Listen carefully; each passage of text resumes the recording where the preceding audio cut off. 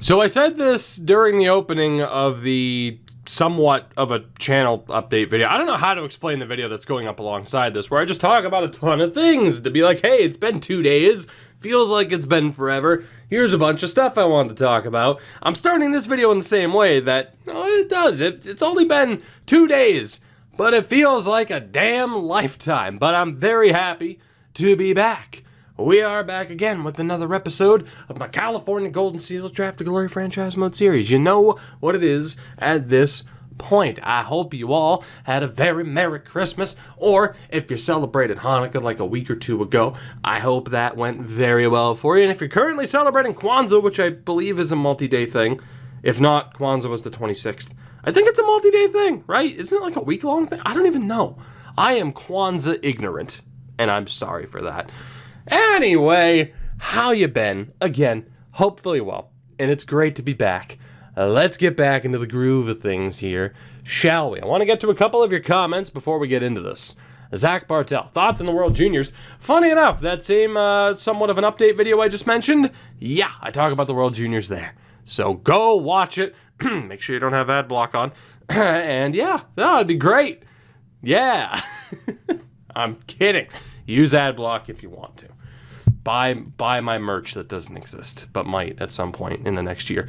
Who the hell knows? I don't know. Can we make a new category that's in the Hall of Fame, but call it the Hall of Infamy? Look, if you want to sit there and make a list of all the great players I didn't draft, you're going to have a very long list.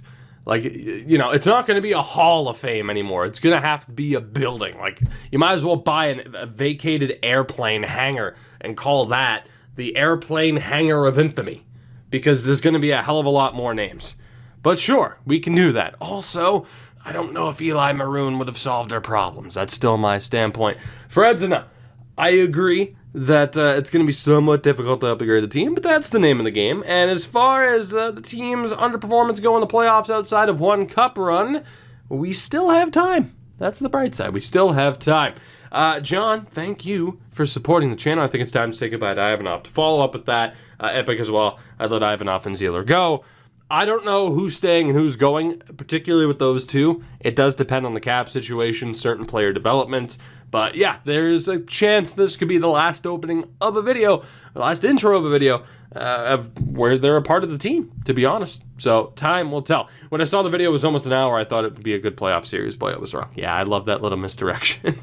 I knew if I ended the video the second that series ended, I'm like, okay, well, people are going to know that it's a quick series. So, you know, we just tack on a little bit. According to Google Translate, Paulie, I don't know if I'd trust that, Ackerland, pronounced with an O sound where the A is, means arable grove. So what you're saying is his new nickname is Mean Gene.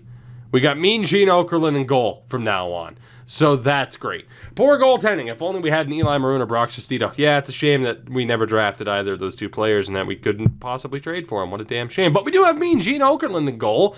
So we got that going for us, brother. What else do we got here? Nick, first of all, I'm just including this comment because long time, first time. Comment of the episode. And thank you for supporting the channel. Ryan Jones, for a future Draft to Glory series, here's the idea, right? As far as being like, as the screen goes dark, gotta love that. That's your warning sign that it's taken me a couple of attempts to record this intro. That said, as far as like, oh, taking McDavid, by the time the team's good around McDavid's going to be in his 30s, and we're going to have a very, very small window to try and succeed. So that's why that particular idea doesn't quite work. That said, it is time. It is Jesus Christ. It's time to rehire my entire scouting staff is what it's time for. It's time to get into this. We have a team to build. My memory is only a tad bit fuzzy in terms of what exactly needs to be done today. So if I do something stupid, it's not my fault. Blame Christmas. That's it. We got to look at the squad, right? And it is fairly straightforward in terms of goaltending what we're doing. We're signing Van Allen and probably dropping Fane. I mean, we have no reason to sign Fane. I suppose I could and probably will, I guess, just to have someone else on roster. We'll sign Van Allen to what he wants, and yeah, we might as well bring in Fane on the LC. Again, injuries aren't on in this series, so Connor Walchuk and Fox will still be the 1-2 punch down with the Doolin Narwhal this season. Defensively, Zieler, of course, a big question mark. We do have $57 million in cap space, so plenty to work with. But we'll have to wait and see how this goes here. Shattenkirk is an RFA, and McPherson, an 81 at 18 years old. Absolutely ridiculous. He steps right into the defensive core. So we'll see between Kolosov and Vorobyev, McCult as well, who gets that final spot. But McPherson is right there, which is tremendous. So we'll sign him to his ELC. And if we have to let go of Zieler, it's not the worst case scenario, I'd say. Shattenkirk, Francois, Richter, McPherson, Kolosov, Vorobyev, or McCult, 2 out of 3. It's not a bad way to go. Is there anybody like Voinov here that just makes sense to get rid of? Former 6th round pick. We'll go ahead and drop him. And that's that. So Fisher would have to be signed. Nichushkin could be signed and sent down to the AHL. So the main thing that I'm double checking here is what the numbers would be. So say that's our top 6. Down in the AHL we have 2, 3, 4. I think Saugus is going to have to go for obvious reasons. Just someone who never quite took that jump up to the NHL level full time. But we can't afford to keep him. It's about player development at this point. Blotny is the one guy I'm really undecided on. I mean, we're going to re-sign Shattenkirk. No reason for us to take compensation for him. It's just better to sign him up and have him be a future member of this team, really for the rest of the run. If I could type, could you imagine if I could properly type in ye old keyboard app? I wouldn't have to sit here and stall. 615 is the lowest that we could hope to go. So I'm going to go 625 and see if that is good enough. And we'll get back to the defense core in a minute. RICCI, his contract's up. No doubt that we are signing him. I imagine the forward core, the forward core is going to be very interesting. First and foremost, again, don't really plan on taking compensation for RICCI. He was tremendous in terms of performing on the 4th line last year, which is shocking how good he was. But 2.8, 3 years of 2.8, not a bad bit of business. You have Macaulay, Nylander. Is there anybody who it just makes a whole lot of sense to get rid of? Viborny is an obvious shout in terms of just dropping someone in case we have too many AHL performers. We tried, of course, to get a lot of forward help this past offseason as well. We do have all the money in the world to bring people back. That's the good news. What is Ivanov looking for? Jesus. I'm going to send him that. And we'll see what he says. I think we're going to do the same thing for Zieler. Just see how close we are to making a deal happen if we send them their asking price. And we'll take it from there. So let's try to get these big contracts out of the way first. As Ivanov rejects, Shattenkirk rejects, Van Allen's back, Fane's here, RICCI rejects, McPherson signs, and Zieler rejects. That went about as poorly as I expected it to. But you know what? We have time to negotiate, so we will. Let's go ahead and try to bring back all of our scouts here. Just get this over and done with. There might be better scouts on the open market, but at this point, it's not going to be by much, at least in terms of grades. And you'll notice, too, most people have, an AA+ in terms of their region, and that's because they've been scouting there for so long. We've had no reason to really change it up. So we're good, unless somebody retires, which, we do have 2 spots available. So we will be dipping into the scouting free agency markets in just a moment. But for now, we'll go ahead and get that over and done with. And let's get back to the main task at hand, building this team. So amongst the goaltenders, we are set. Defensively, Shattenkirk rejected. I think we're going to drop that down to 6.5.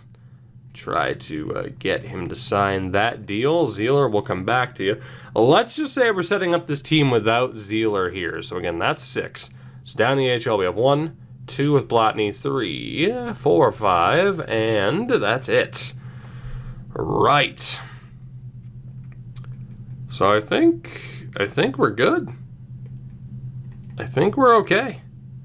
So I don't think there's any real reason to sign Nichushkin aside from the fact that AHL play would probably benefit him quite well. This is a tough one. So let's just say we go with Vorobyev, McCult down in the AHL. Ling is 3, Nichushkin, Conacher, Nicholson as our 6. I'd like to keep Fisher, but at a 57, there's no real guarantee he'll ever develop. He was a strong 7th round pick. I guess it's just a question of whether or not we keep Blatny or not, who at this point is looking like an AHL specialist. I don't think he's going to develop. He's also not a good enough overall as to where we're going to get a good offer sheet for him. So those might be the guys to drop. I think for the moment it's still just trying to sign up Zeeler and, of course, Ivanov offensively, but we'll see if we can get a deal done with Zeeler and Shattenkirk. And then forward-wise, we know we need to bring back RICCI. Let's just drop that to 3x3. That's still a pretty strong contract for him. Ben McCauley, what are you looking for? That's not bad, if he's willing to sign it. No guarantees that he is. Nylander, 3 mil. I'll drop that down to 275. Just try to save a little bit of money where we can. Svoboda, I mean, he's 28, so there's no guarantees that he or McAmmond are staying. Hartnell needs to be signed. Former first-round pick, 79 overall at 20 years old. We'll sign him to his ELC. It's pretty straightforward. Kretschmann and MELNIK are both going to stay. Still a bit of a chance for them to develop. Kretschmann only looking for a 1-year deal, which kind of concerns me, but he won't lose RFA status, so we should be fine. Pinot might not stay because of that low 6 potential. It's a little bit lower than what we would have hoped for. I think with the amount of players we have to sign, we are going to drop Viborny. He's just not going to make it. Former 2nd round pick. It's amazing how bad my 2nd round drafting has been. Morgan Steves as well, a low 6. Another 2nd round pick. I'm not even going to bother signing him. We'll just let him go to free agency. It is astounding how bad or how poorly we have drafted in the 2nd round throughout the course of the series. Hartnell accepts, Shattenkirk still rejects, Kretschmann signs, McCauley rejects, Nylander signs, RICCI rejects, Zeeler rejects, MELNIK signs. So we're chipping away at this. Thankfully, we're still not exactly where we want to be, but we have all the cap space in the world. So Shattenkirk, I mean, what is the deal here, buddy? 85% trick again brings that down to 6-1. 6.5 didn't work. Let's try 6.9, the Nylander number, the sex number. And Andrew Zeeler, I don't even know at this point. 10 million by 5, is that enough for you, sir? I'll keep you up in double digits. And I still can't help but think letting go of Blatny might be the right move. So again, 1, 2, 3, 4, 5, 6, and then 1, 2, 3 with Nichushkin, 4 with Conacher, 5 with Nicholson, and then we keep Fisher. I think Blatny is going to go. He's not going to get any better at this point. There's a chance of it, but he's not going to be anything great, and he's not going to jump who's already there. So a former 6th round pick, he looked okay, but Ulrich Blatny is on the way out. We are going to sign Nichushkin, who was a 4th round pick, the Belarusian, and he'll play down in the AHL this year, and we will still sign Kelvin Fisher, and maybe there's something there. Probably not. So we'll see what happens with those two. Offensively, same thing here. I think we'll send a deal out to Ivanov. We'll try 11 million. I fully expect him to reject. RICCI is, I mean, we're just going to give him what he wants at this point because he doesn't seem to want to negotiate. Ben McCauley is going to want a little bit more. So we'll bump that up to 4.75, which isn't terrible for him. Svoboda is the interesting one in terms of whether or not we keep him. So let's just say we plan to move on without Ivanov. We have 3, 4, 5, 6, 7 with Francois. Drop down, so 8, 9, 10, 11, and 12 with Hartnell. Yeah, I think Svoboda and McAmmond are probably expendable at this point, just because of the talent that we have that could likely jump up. The argument to keep them is playing them down in the AHL, so really our numbers down in the AHL are what really matter here. Caleb Pinot, 2nd round pick. I'm going to drop him. I don't think he's going to develop at this point. So we do have quite a few options here that we're just waiting to see how they develop. So down the AHL, we have Jacobs, we have Baines as 2, 3, 4, 5 with MELNIK, 6 with Kretschmann, 7, 8, 9, 10, 11, and 12 with Svoboda. You know, I think actually Svoboda and McCammond are worth keeping. They're looking for a tad bit more than I would want, but we could always just trade them with the 7th round pick swap. So we'll try to keep them for this season. And let's look to get feedback this time out. The negotiation process always being a tad bit more painful as Tiny Kid signs with the team. It's always a tad bit more painful than one would hope, as Ivanov rejects, Shattenkirk has signed, Macaulay signs, Svoboda rejects, Fisher is here, Ricci, Nichushkin, and Zeeler. Wow, Zeeler signs. I would have expected McCammond to sign. He rejects, so Andrew Zeeler's here. We didn't have to sign him for $15 million, so that's good. That problem's taken care of. That's not a bad deal for Zeeler either at this point. So our defense is taken care of, which is solid, and then forward-wise, it's just pretty much Ivanov. Svoboda and McCammond as well. So if we look at who we have here again, so 3, 4, 5, 6, and 7 with Francois, 8, 9, 10, 11, and 12 with Hartnell if we don't keep Ivanov, Svoboda, or McCammond. So then down in the AHL, we'd have Marleau, MELNIK, 2, 3, 4, 5, 6, 7, 8, right. So technically, we have room to sign 4 more people. That's what we're looking at. So we look to bring back the main 3, and then we sign 1 dude from the AHL anyway. So I'm thinking Ivanov's going to get the big-time money deal, and we'll still try to sign up Svoboda, probably to another just big 1-year deal. I mean, as it is, we have $34 million in cap space. So it makes sense, of course, to avoid everyone's cap resetting again, like I did that 1 year where I forgot to sign a guy to a max deal. To avoid that happening again, it makes sense to do this. So the highest rated unsigned guy is Inglis. Is he Canadian? He is, so he will not be signed, not AHL eligible. Mayorov is. So there you go. That'll be the 12th man for the North Bay Doolin Narwhal. So Ivanov, we'll get back to you in a moment. You'll probably get a $15 to $20 million contract, because of course you will, as all of our scouts end up signing. Quick and easy as you like. Kahesnikov, thank you very much. Oh my god, this takes forever. Svoboda signs, Mayorov and McCammond all sign. Cool. So the only thing to do now is to bring back Ivanov, and then we're good to go. We have $30 million in space, so that's kind of ridiculous. We can't sign him to a $25 million deal, but we'll go about $20 million because any higher than that, I'm not sure, admittedly, what that number is. But eventually you can go far enough in the franchise where a max offer, like $25 million, registers as a lowball number, because franchise, like, they didn't program it to know how to adapt it. So it's like I could send him a $25 million offer, and the player reads it as me sending him like an ELC. Don't know what that magic number is. It appears to be around 22-ish million, if not slightly more than that, and up. So yeah, we try to avoid that.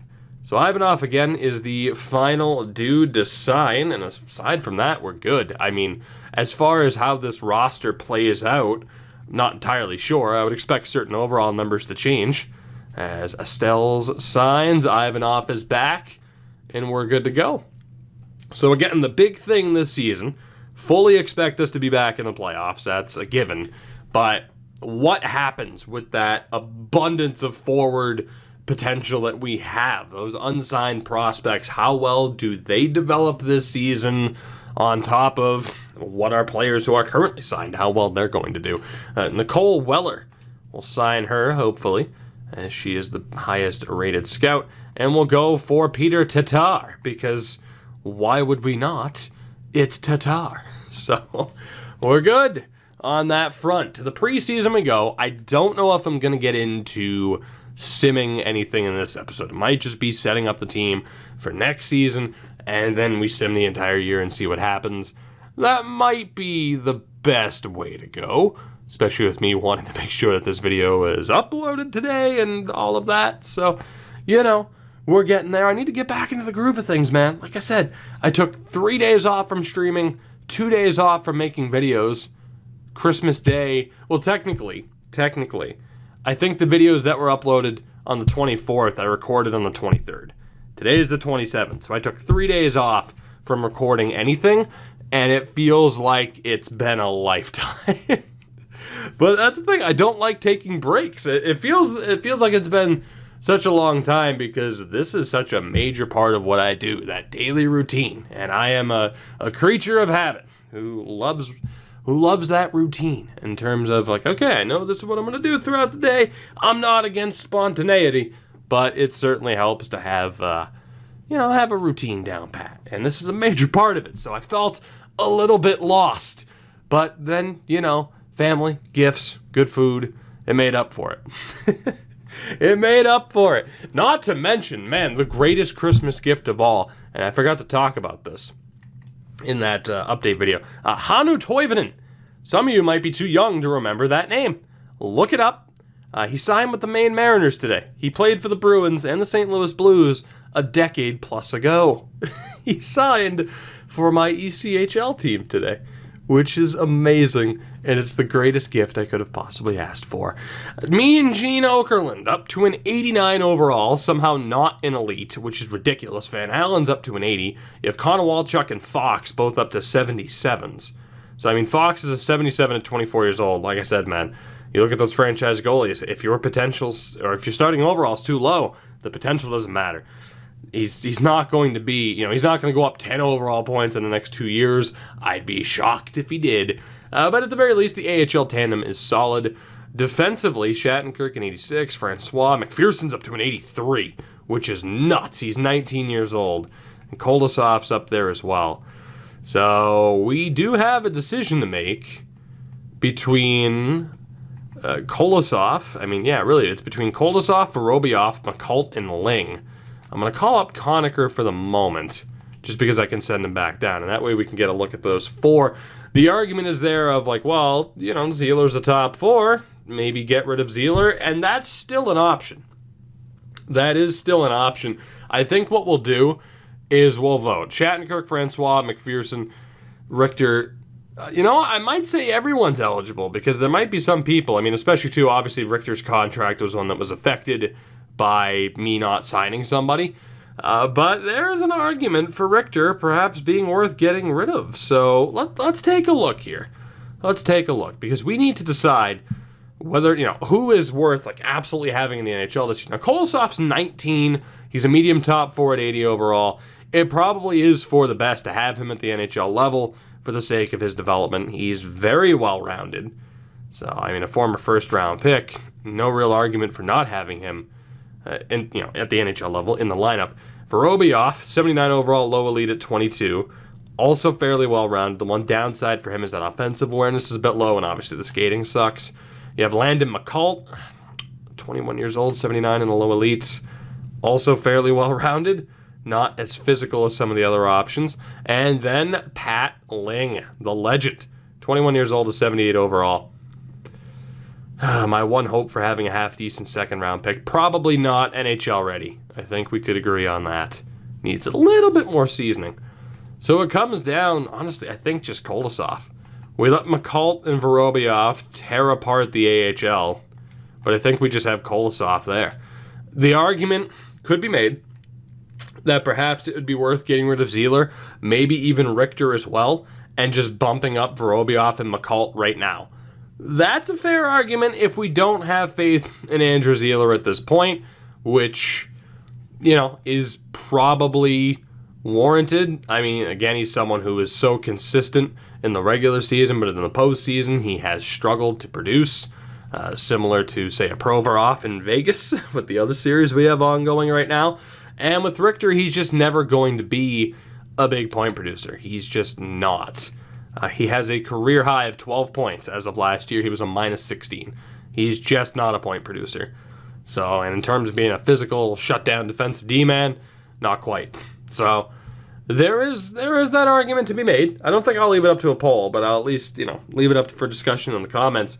Zeeler and Richter, do we look to move on from them? this season at the start of the year, maybe later on in the year, to make room for Vorobyev and McCult. Again, no, we will not be trading them for actual picks or players. It would be Zeeler and Richter, along with our 7th round pick for another team's 7th round pick. But it would open up space for the other two to step into the NHL lineup and maybe develop as well. And if that happens, of course, we'll look to sign someone else for the AHL. So let me know what you think. We at least have options there. But you look at this defense. I mean, Shattenkirk's 23. Might not get that much better. Francois is 24. McPherson, 19. Kolosov is 19. And then if we look here as well, Vorobyev, 22. McCult's 21. Ling's 21. Conacher's 19. Shushkin's 19. We have some very young talent, not to mention that's not everybody. I mean, you factor in the unsigned players, although actually I don't think we had that many defensive players that were unsigned. The defense is looking really good. The goaltending, I mean, a lot of it comes down to Mean Gene. We'll see what Connor Walchuk can do as well. He should turn into a decent option in the next 2 seasons or so. So we're looking good. And then you get to the forwards, where if we factor in here, RICCI's up to an 86. That is crazy. Bachman's an 85. We had some really strong off-season development from some of these guys. We're looking good.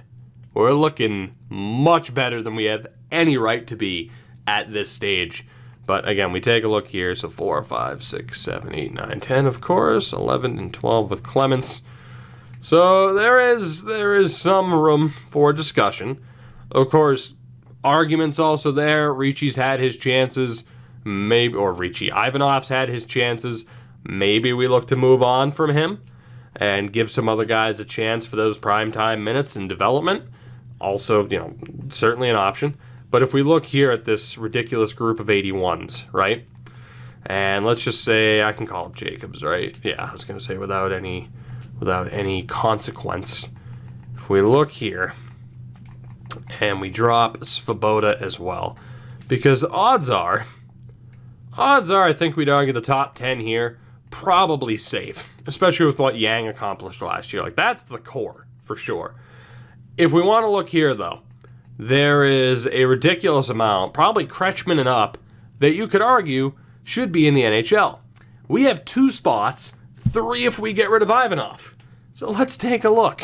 You do have Max Kretschmann. He's 22 at this point, 79, medium top 6, former first-round pick. Is he NHL caliber? From an offensive standpoint as a playmaker, absolutely. The offensive awareness isn't over a 90, but he could be a really strong playmaker for us in the bottom 6. So, let's say he could be worth it. We also have Ross Marlowe, 79 overall, 22 years old, a low elite. Is he NHL caliber? Yes. Very well-rounded. The only reason his overall is as low as it is because that skating category is horrific. And people say Dylan Strome doesn't have NHL caliber skating. Look at Ross Marlowe. We also have Robinson Melnick, 80 overall, low elite, at 23 years old. Is he NHL caliber? It's tough. The puck skills are solid. The offensive awareness is nah. The shooting's solid, at least in terms of accuracy. Defensively, he's fairly well-rounded. Not all that physical. I don't know how successful Robinson Melnick would be at the NHL level. We also have Keith Hartnell, former first-round pick, of course, 20 years old, 80 overall, medium top 6. We more than likely want him at the NHL level for the sake of his development. Is he NHL caliber right now? Yeah. I mean, that offensive awareness is a bit low. The defense isn't tremendous, but everything else is looking pretty good. I'd say Keith Hartnell is worth having at the NHL level. Pete Garnett, 21, 80 overall, medium top 6. Another former first-round pick, of course. Is he NHL caliber? Yes. Very well-rounded. Andrew Sarno, the 26-year-old, so one of the veterans at this point, that ungodly puck skills category. The only thing that's disappointing about it, of course, the offensive awareness is a bit low, very physical, and solid defensively. Last season, 18 points, though. So does he deserve another opportunity to try and find his groove in terms of point production at the NHL level, or do we optimize certain prospects playing time ahead of him? You also have Ryder McCammond, another 26-year-old. Again, great puck skills category, very physical, solid defensively. Last year, played in the AHL, had 45 points in 82 games. Quincy CLEMENTS, 24 years old, so not going to get that much better. Former first-round pick. Again, another ungodly puck skills category. The defense is a bit weak. Offensive awareness is a bit weak. I don't know if he's the ideal guy to have, but he did put up 26 points last year. But in terms of like well-roundedness, it's you know, it leaves a bit to be desired. And then Milan Svoboda is the final one in terms of being NHL caliber as a playmaker. I'd argue yes with those stats. Put up 51 points in the AHL last year. So again, between Kretschmann and Svoboda, we have 2 spots. 3 tops if we argue that we should get rid of Ivanov. But I think everyone else that's listed here has proven that they deserve a spot. Yang put up 46 points last year. TOMAS NYLANDER put up 40 points last year. Jean-Francois was a bit down last year, but he's still a 40 to 50 point guy, you'd like to think, at the NHL level. Steven Moreau is, of course, still a prolific goal scorer, arguably the best we have on this team. Ben McCauley, 50 points last year. He's hit 50 points 3 times in his career. Kim Nylander, while he was a tad bit disappointing last year, we know what he's capable of. Angelo Bachman, of course, 19 years old. He's going nowhere. Brian Borough, another one who really stepped up last year, 43 points. Probably an elite third liner. I don't know if we'd have him as a second liner. Ralph Ricci, too, just ridiculous development. He had 32 points last year with bottom 6 minutes. So I'm intrigued. Again, I don't know if we can necessarily have this in poll form. It would be tough because I'd have to be like, okay, here's everybody on the team. Instead, I'll just leave it open to the comments as far as what do you guys think? Who should stay? Who should go? If we elect to we'll try this out, see how the team is with Ivanov, and if we're struggling, just get rid of him and get someone else that playing time. We do have a lot of options. But as far as this team, and more importantly, this team's future looking bright, whereas just a few seasons ago, things were looking pretty rough, there's no doubt that, at least on paper, we're going to be back in the, back in the hunt in terms of maybe, possibly, being competitive. Maybe, possibly. But again, the goaltending-wise with Mean Gene, Connor Walchuk, I like our chances there with either of those two leading the way. You look at guys like Conacher, Nichushkin, Nicholson, who might still develop, and forward-wise as well, just to get you a look at the trade values. Nobody absolutely ridiculous outside of Bachman. Ricci's up there. Walsh, we'll see if Walsh and Sarainen end up developing. But then a whole lot of medium top 6 guys, Borough, Hartnell, and a lot of low elite guys whose value is down, but we know what low elites can turn into this year. So I'm going to leave it up to you.